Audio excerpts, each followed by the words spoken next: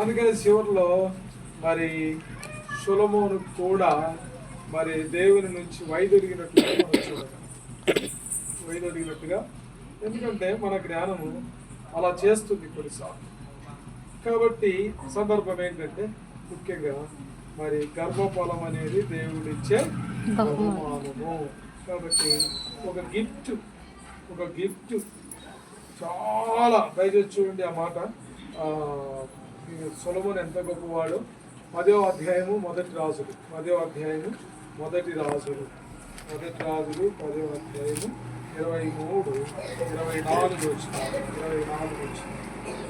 ఈ ప్రకారము రాజైన సొలొమోను ధనము చేతను జ్ఞానము చేతను గోపతులందరిలో అధికుడైపోయాను. 24 వచ్చిన అతని ఉదయం దేవుడు ఇచ్చిన జ్ఞానవాక్కులను వినుటకై లోకులందరూ చూడగోరి ఆయన దగ్గరికి వచ్చి ఆయన మాట వినాలని, ఆయన నుంచి వచ్చే మాటలు వినాలని సంతోషపడేవాడు. అట్టి గొప్పవాడు, అట్టి మహనీయుడు. ఆయన చెప్తున్నటువంటి మాట ఏంటంటే చాలా ఆయనకు దేవుడు జ్ఞానం చేసిన చొప్పున ఇది నాకు అసాధ్యమే కానీ ఇది దేవునికి సాధ్యం.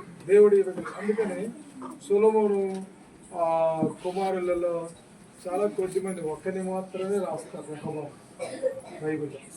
ఎంతమంది ఉండొచ్చు ఆయనకి? ఎంతమంది ఉండొచ్చు, ఎంతోమందికి సంతానం కలగకపోయి ఉండొచ్చు. రెహబాముని గురించే రాస్తారు. కాబట్టి